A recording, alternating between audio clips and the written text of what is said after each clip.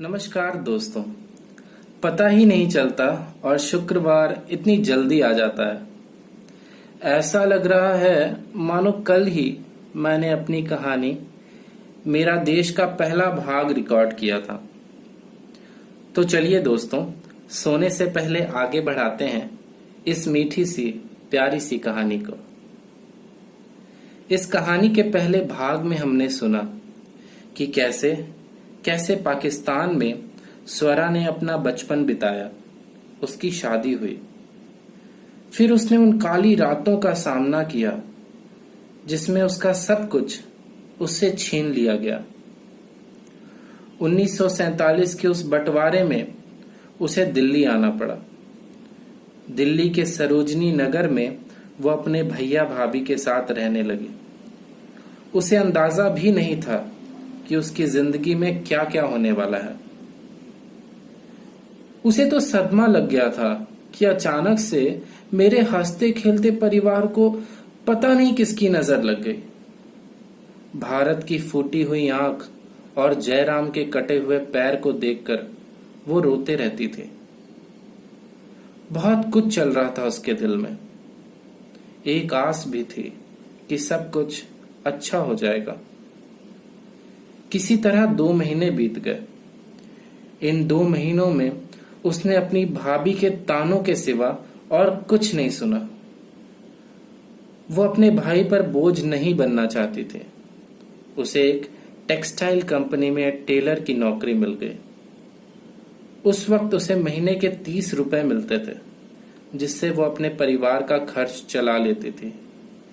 सिलाई के काम में वो इतनी अच्छी थी कि धीरे धीरे सभी उसके इस हुनर की तारीफ करने लगे।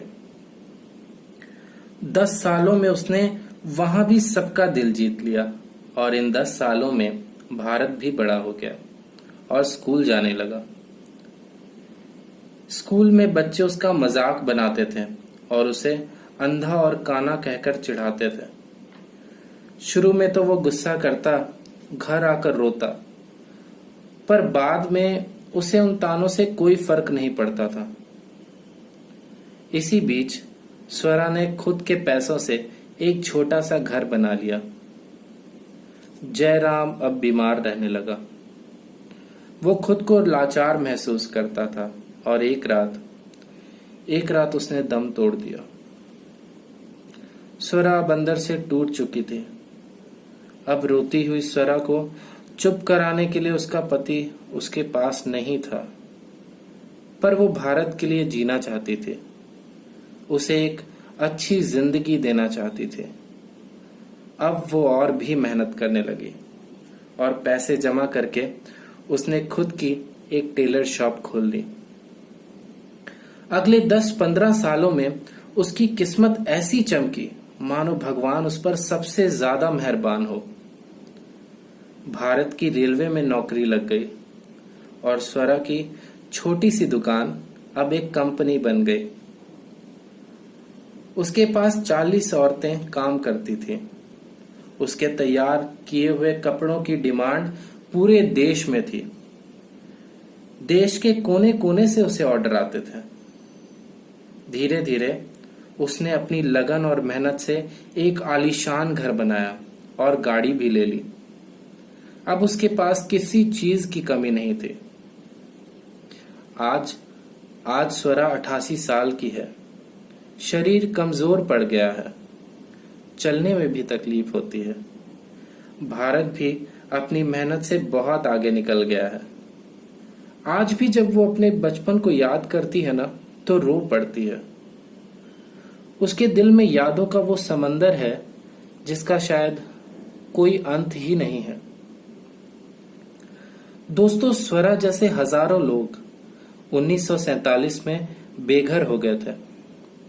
जरा सोचिए कि कितना मुश्किल रहा होगा उन लोगों के लिए दोबारा अपनी जिंदगी को शुरू करना। ये कहानी एक प्रेरणा है उन लोगों के लिए जो अपनी मुश्किल जिंदगी से हार मान लेते हैं। दोस्तों, काबिलियत हम सब के अंदर है। कमी है तो बस हौसले की। हम भी स्वरा की तरह अपनी जिंदगी को और रोशन और खुशहाल बना सकते हैं। अगर हमारा भी कोई बहुत बड़ा नुकसान हो जाए तो हम भी दोबारा से सब कुछ हासिल कर सकते हैं। बस हमें हार नहीं माननी चाहिए। हम कई बार अपने एग्जाम में फेल होकर घबरा जाते हैं, पर जरा सोचिए कि अगर स्वरा ने भी उस दिन हार मान ली होती तो आज भारत की जिंदगी भी गुमनाम होती। हमें जरूरत है इस कहानी से सीख कर आगे बढ़ने की। हमें जरूरत है इस कहानी को सुनकर अपनी जिंदगी को संवारने की। दोस्तों, अगर आपको ये कहानी पसंद आई तो इसे आगे जरूर शेयर करें। मिलेंगे अगले शुक्रवार को एक और प्यारी सी कहानी के साथ। तब तक के लिए गुड नाइट, शुभ रात्रि, शब्बा खैर।